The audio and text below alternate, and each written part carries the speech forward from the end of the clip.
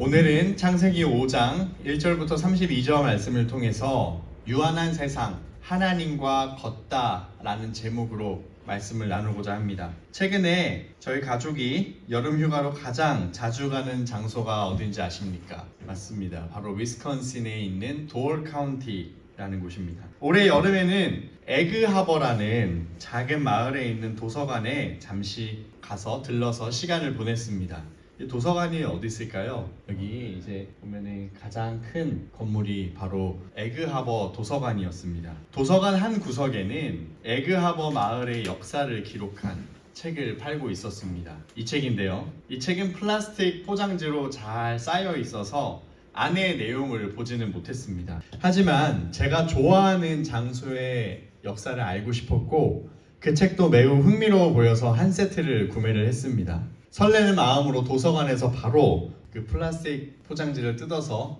그 책을 펼쳐보았습니다. 하지만 그 책은 제가 생각한 흥미진진한 역사책이 아니었습니다. 이게 바로 차례입니다.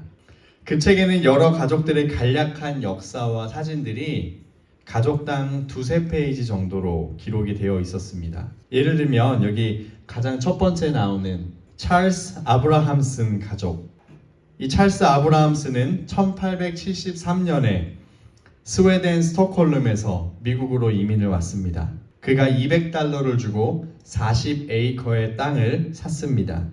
1883년에 헨리에타 폴센과 결혼을 해서 11명의 자녀를 낳았습니다. 그리고 그는 1916년에 세상을 떠났습니다. 그리고 그 자녀들의 이름과 이야기가 계속해서 이어집니다. 첫째 아들 누가 누구랑 결혼을 하고 사별을 해서 누구랑 재혼을 하고 그런 이야기들이 계속해서 이어졌습니다. 또 재밌는 것은 책 중간쯤에 칼모니 가족이 나오는데요. 그 칼모니 가족의 이야기에는 그 할머니의 레시피가 적혀 있었습니다. 특별히 이제 미트로프와 애플 월러 케이크의 레시피까지 적혀 있었습니다. 대부분의 사람들에게는 이 가족들의 역사가 크게 의미도 없고 재미도 없을 것입니다. 하지만 그 가족들의 후손이나 한 동네에 사는 이웃들은 그들의 역사를 들여다보면서 우리 옆집에 사는 누구누구의 고조 할아버지가 스웨덴 사람이었구나. 내가 자주 가는 저 동네 식당이 100년 전에도 있었던 식당이었구나. 그리고 주인이 누구였구나 라고 이야기를 하면서 재미있어 할 수도 있습니다. 한국 사람들은 요즘에는 그렇지 않을지라도 예전부터 족보를 굉장히 중요하게 생각했습니다. 어떤 집안 어르신들은 두꺼운 족보책을 꺼내서 이분이 너의 몇 대 손, 너의 몇 대 할아버지다. 너는 그분으로부터 몇 대 손 자손이다. 라고 이렇게 설명을 해주기도 합니다. 특별히 만약에 그 가문이 왕족이나 어떤 양반의 가문이라면 그런 것을 더 중요하게 생각할 수도 있습니다. 저희 집에는 족보책은 없습니다. 하지만 디지털로 저장된 옛날 사진들을 언제든지 열어볼 수가 있습니다. 그래서 가끔씩 열어보아서 아이들과 함께 보며 할아버지 할머니의 이야기를 들려주기도 합니다. 오늘 우리가 읽은 창세기 5장은 마치 그런 아주 오래된 가족 사진이나 족보책과 같습니다. 아담에서 시작하여 셋, 에노스, 게남, 마할랄레, 야렛 이런 이름들을 소개하며 각 사람이 몇 살의 아들을 낳았고 몇 년을 살았는지가 나열되어 있습니다. 겉으로 보면 그저 이름과 숫자의 나열처럼 보이고 우리가 성경을 읽다가 가장 빨리 지루해하는 부분이기도 합니다. 읽다가 항상 발음이 꼬이기도 합니다. 그런데 이 족보를 조금만 자세히 들여다보면 하나님께서 이 이름과 숫자를 통해 아주 중요한 몇 가지 사실을 우리에게 가르쳐 주십니다.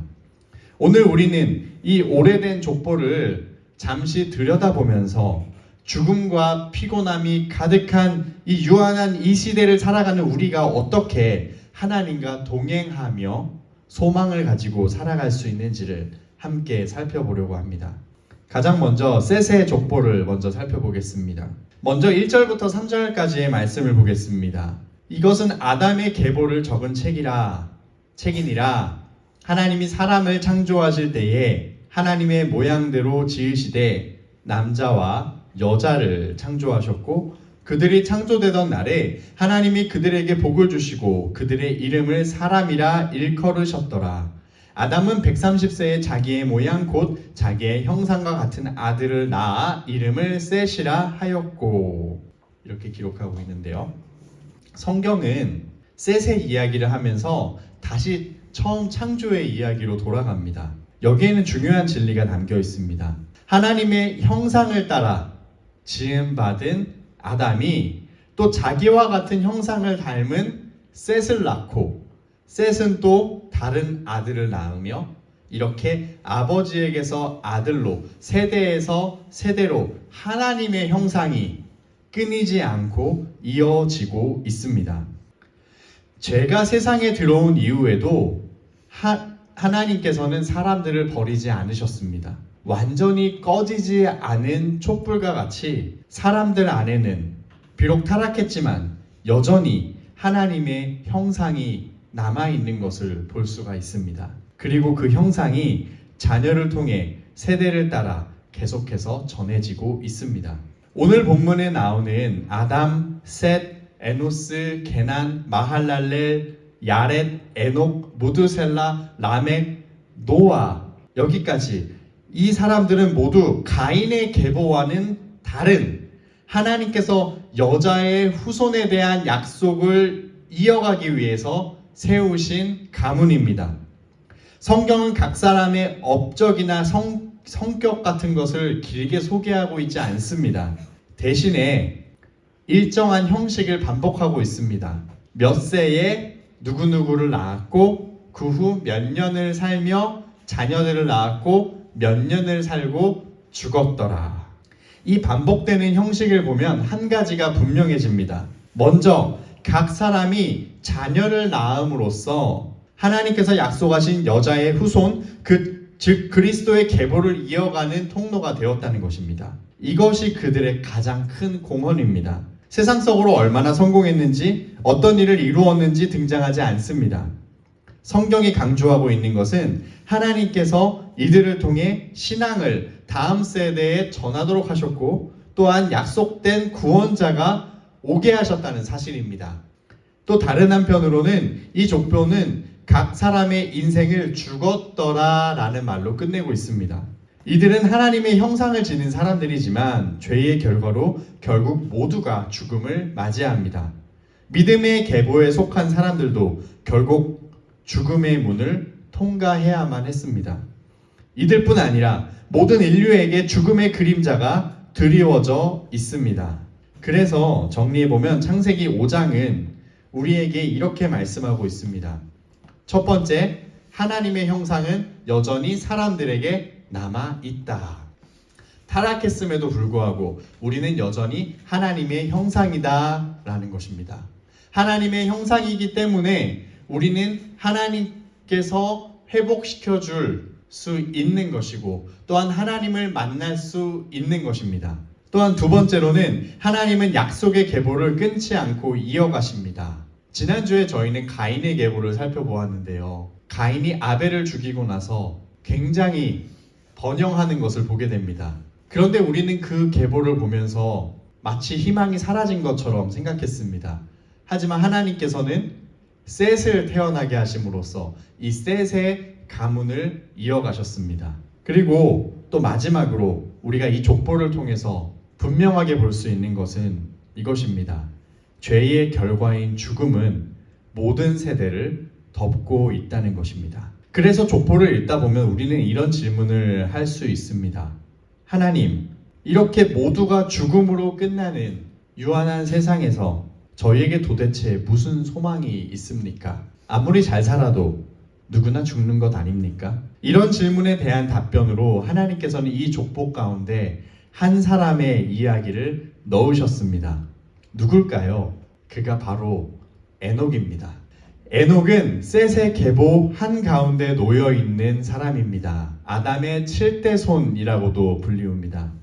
그도 다른 사람들과 마찬가지로 자녀들을 낳고 또 살았고 가정과 일상의 짐을 감당하며 살아야 했던 사람이었습니다. 성경은 에녹이 65세에 무드셀라를 낳았다고 말합니다. 그리고 300년을 하나님과 동행하며 자녀를 계속해서 낳았다고 기록하고 있습니다. 에녹의 삶에 대한 짧은 이야기에 두 번이나 반복되는 중요한 말이 있습니다. 바로 하나님과 동행했다는 말입니다. 에녹은 하나님과 늘 함께 걸어갔습니다. 창세기 5장 22절을 보면 에녹이 무드셀라를 낳은 후 300년을 하나님과 동행하며 자녀들을 낳았으며, 또 창세기 5장 24절을 보면 에녹이 하나님과 동행하더니 하나님이 그를 데려가심으로 세상에 있지 아니하였더라. 에녹은 하나님과 계속해서 함께 걸어갔습니다. 그리고 하나님께서 그를 데려가셔서 이 세상에 더 이상 있지 않았다고 성경은 기록하고 있습니다. 즉 그는 죽음을 경험하지 않았습니다. 이 세상 모든 사람이 죄로 인해서 죽음을 통과해야 했지만 에녹은 이 죽음의 문을 통과하지 않고 바로 천국으로 갔습니다. 여기서 우리는 에녹을 다른 사람과 다른 레벨의 사람으로 생각해서는 안 됩니다. 에녹은 다른 사람보다 훨씬 더 순종을 잘했기 때문에 죽음으로 보상을 면했다라고 이해하면 이 본문이 말하고 있는 중심에서 벗어나게 됩니다. 에녹도 셋의 계보 안에 있던 많은 신자들 중에 한 사람이었습니다. 그도 죄인이었고 그도 죽음의 그림자 아래서 살고 있었습니다. 그도 주변 사람들의, 자기 가족들의 죽음을 계속해서 보아왔습니다. 하지만 하나님께서 이 계보 한가운데 있는 이 에녹을 특별히 선택하셔서 장차 모든 믿는 자에게 일어날 일을 미리 보여주시는 예고편으로 삼으신 것입니다. 히브리서 11장은 에녹에 대해서 이렇게 말씀하고 있습니다. 히브리서 11장 5절 말씀입니다. 믿음으로 에녹은 죽지 않고 하늘로 옮겨갔습니다. 하나님께서 그를 옮기셨으므로 우리는 그를 찾을 수 없었습니다. 옮겨가기 전에 그는 하나님을 기쁘게 해드렸다는 증언을 받은 것입니다. 여러분, 에녹은 어떻게 하나님을 기쁘게 해드렸을까요? 어떻게 하면 하나님을 기쁘시게 해드릴 수 있을까요, 여러분? 히브리서는 계속해서 이어가고 있습니다. 히브리서 11장 6절 말씀입니다. 믿음이 없이는 하나님을 기쁘게 해드릴 수 없습니다. 하나님께 나아가는 사람은 하나님이 계시다는 것과 하나님은 자기를 찾는 사람들에게 상을 주시는 분이시라는 것을 믿어야 합니다. 어떻게 하나님을 기쁘시게 해드릴 수 있다고요? 믿음으로 하나님을 기쁘시게 해드릴 수 있습니다. 에녹은 믿음으로 살았습니다. 그의 삶은 믿음으로 하나님과 함께 걸어가는 삶이었습니다. 그는 하나님께서 실제로 살아계심을 믿었고 하나님을 찾는 사람들에게는 은혜를 주신다는 사실을 믿었습니다.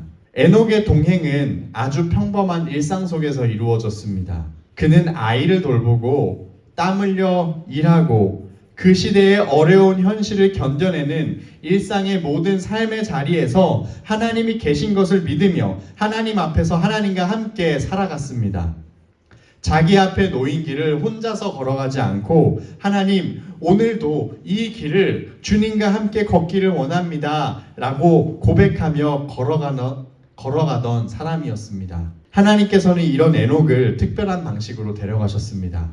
다른 사람들처럼 그가 죽었더라 하지 않았고 하나님이 그를 데려가심으로 그가 세상에 있지 아니하였더라고 말씀하고 있습니다. 죽음이 당연한 것처럼 반복되는 이 족보 한가운데서 하나님은 의도적으로 죽음을 건너뛴 한 사건을 넣어두셨습니다. 이 사건은 에녹 개인만을 위한 상급 이야기가 아니라 훗날 모든 신자에게 일어날 부활과 영광의 생명에 대한 예고편입니다. 족보를 보면 계속 죽었더라, 죽었더라, 죽었더라, 죽었더라. 지금도 반복됩니다. 누가 돌아가셨다, 누가 돌아가셨다, 누가 돌아가셨다. 계속해서 반복되고 있는데 그 한가운데 하나님께서 에녹의 이야기를 넣음으로써 죽지 않고 하나님께서 데려가셨다, 이 세상에 있지 않았다 라고 말씀하시는 것입니다. 마지막 날에 그리스도 안에서 죽은 자들은 다시 살아나고 그때까지 살아있는 자들 역시 변화되어 영광스러운 몸으로 바뀌어 하나님과 영원히 동행하게 될 것입니다. 에녹은 그 영광을 먼저 맛본 사람이고 하나님께서는 우리에게 죽음이 끝이 아니다. 나와 동행하는 자들을 내가 영원한 생명으로 이끌 것이다 라고 말씀하고 있는 것입니다. 그래서 에녹의 삶은 우리의 시선을 더 큰 분, 곧 예수 그리스도께로 향하게 만듭니다. 세 번째로 그리스도의 이야기를 살펴보겠습니다. 인간은 모두 하나님의 형상을 가지고 있지만 그 형상은 죄로 인해서 상당히 많이 훼손되었습니다. 죄의 영향력으로 우리는 하나님과의 교제가 단절된 상태로 살아갑니다. 그러나 예수님께서는 죄가 없으신 완전한 사람으로 이 땅에 오셨습니다. 예수님은 하나님이 어떤 분이신지를 우리에게 보여주십니다. 또한 예수님은 하나님 아버지와 완전한 하나됨을 이루시고 하나님과 동행하는 삶이 어떤 것인지를 우리에게 보여주셨습니다. 이런 완전하신 예수님이야말로 죽음을 경험하지 않으셔야 합니다. 그렇지 않습니까? 에녹같이 타락한 죄인이 아닌 이런 완전한 예수님이야말로 죽음을 경험하지 않으셔야 했습니다. 그런데 예수님께서는 죄인들처럼 죽으셨습니다. 십자가에서 고통받으시며 죽임 당하셨습니다. 그런데 예수님의 죽음은 다른 죄인들의 죽음과는 다른 죽음이었습니다. 예수님은 자신의 죄 때문에 죽으신 것이 아니라 죄인을 살리기 위해서 죽으셨습니다. 창세기 5장 족보뿐 아니라 모든 인류의 이야기는 그리고 그는 죽었더라로 끝이 납니다. 하지만 예수님의 이야기는 그리고 그는 다시 살아나셨더라로 이어집니다. 십자가에서 죽으신 예수님께서는 3일 후 무덤을 여시고 부활하셨습니다. 예수님 안에서 죽음의 힘은 깨졌고 새로운 인류의 족보가 시작됩니다. 그리스도를 믿는 모든 사람들의 족보는 이제 죽었다가 다시 살아났더라로 다시 시작될 것입니다. 이것이 바로 우리의 이야기입니다. 죽었지만 다시 살아났다. 이것이 바로 우리의 족보의 이야기일 것입니다. 결론의 말씀을 드리겠습니다. 우리는 여전히 유한한 세상에 살고 있습니다. 우리의 날도 제한되어 있고 몸도 약해지고 주변에 사랑하는 사람들도 하나 둘씩 우리 곁을 떠나갑니다. 그러나 이 유한한 세상 속에서 우리는 혼자가 아닙니다. 누가 함께 하십니까? 바로 예수님께서 우리와 함께 하십니다. 에녹이 하나님과 동행하며 살았다고 성경은 기록합니다. 하지만 사실 우리는 이것을 기억해야 됩니다. 하나님께서 먼저 에녹과 동행하신 것입니다. 하나님께서 에녹과 동행하셨기 때문에 에녹이 하나님과 동행할 수 있었던 것입니다. 하나님의 은혜가 있었기에 에녹은 하나님을 기쁘시게 할 수 있었던 것입니다. 우리도 예수님을 믿고 함께 걸어가고 있습니다. 하지만 예수님께서 우리에게 먼저 찾아오셨습니다. 그리고 우리와 영원히 함께 하실 것이라고 약속하셨습니다. 크리스마스를 맞이하면서 우리가 꼭 기억해야 할 이름이 있습니다. 바로 임마누엘입니다. 하나님이 우리와 함께 계시다는 이름입니다. 마태복음 1장 23절에 보라 처녀가 잉태하여 아들을 낳을 것이요 그의 이름은 임마누엘이라 하리라 하셨으니 이를 번역한즉 하나님이 우리와 함께 계시다 함이라. 아멘. 예수님께서 이 땅에 태어나신 것은 우리와 영원히 함께 하시기 위함입니다. 우리는 종종 하나님과 함께 걷지 않으려고 할 때가 있습니다. 하나님의 눈을 피해서 내가 하고 싶은 것을 하려고 할 때가 종종 있습니다. 그러다가 크게 넘어지기도 합니다. 또 자신에게 실망하고 낙심하여 숨어버리려고 할 때도 있습니다. 아무리 열심히 해도 우리는 신실하게 하나님과 동행하지 못할 때가 종종 있습니다. 하지만 하나님은 변함없이 신실하십니다. 우리가 하나님을 잡은 손을 놓을 때에도 하나님께서는 우리의 잡은 손을 놓지 않으십니다. 하나님께서는 지금도 우리와 함께 하십니다. 학교에서도 직장에서도 우리와 함께 하십니다. 시카고에 있어도 어디 멀리 가도 하나님은 우리와 함께 계십니다. 슬플 때도 기쁠 때도 우리와 함께 하십니다. 우리가 잘하고 있을 때도 우리가 실패할 때도 하나님은 우리와 함께 하십니다. 임마누엘 하나님께서는 우리가 죽음의 강을 건너서 부활할 때까지 우리와 계속해서 함께 하실 것입니다. 우리의 인생은 유한합니다. 이 세상에는 늘 죽음의 그림자가 드리워 있습니다. 하지만 하나님과 동행하는 성도들은 영원을 향해 걷고 있는 사람들입니다. 사랑하는 성도 여러분, 크리스마스와 새해를 맞으며 여러분과 각 가정에 예수님과 동행하는 기쁨이 넘치기를 바랍니다. 그리고 죽음의 그늘에 머물고 있는 우리 주변의 이웃들에게도 우리가 누리는 생명의 빛이 그들에게 비추어지기를 간절히 소망합니다. 함께 기도하시겠습니다. 하나님 아버지, 이 땅은 여전히 죽음이 가득하고 죄의 영향력이 가득한 세상입니다. 이 땅 가운데 살아가는 일이 참으로 고달프고 힘듭니다. 고통스럽습니다. 슬픕니다. 사랑하는 사람을 먼저 떠나보낼 때마다 우리 너무나 슬픕니다. 그러나 하나님 아버지, 하나님께서 이미 오래전부터 우리에게 부활을 주실 것을 계획하시고 에녹을 통해서 그 부활의 소망을 보여주시는 은혜에 감사를 드립니다.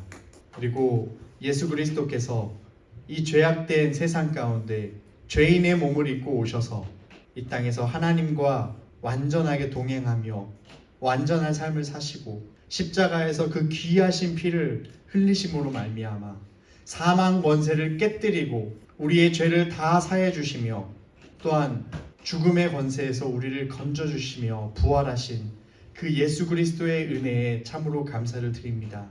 우리 마음 가운데 그리스도의 십자가와 그 부활의 능력이 계속해서 있게 하여 주시옵소서. 이 땅 가운데 무엇을 하든지 하나님과 동행하며 살게 도와주시옵소서. 때로는 우리가 하나님을 잡은 손을 놓칠 때도 있지만 하나님은 우리를 잡은 손을 절대로 놓지 않는 줄 믿습니다. 하나님, 낭망하고 넘어진 사람들 다시 일으켜 세워주시고 하나님을 피해서 도망갔던 사람들 다시금 불러주시고 붙잡아 주시옵소서. 우리의 마음이 늘 하나님과 함께하며 하나님을 믿고 또한 하나님께서 찾는 이들에게 상 주시는 이심을 우리가 믿으면서 살아갈 수 있도록 도와주시옵소서. 크리스마스를 맞이하며 임마누엘 우리와 함께 하시는 하나님을 더욱더 깊이 알아갈 수 있도록 도와주시오. 또한 주변 이웃들에게도 어둠 가운데 있는 주변 이웃들에게도 그리스도의 빛을 비추는 교회가 되게 하여 주시옵소서. 이 모든 말씀 우리 주 예수님의 이름으로 기도하옵나이다. 아멘.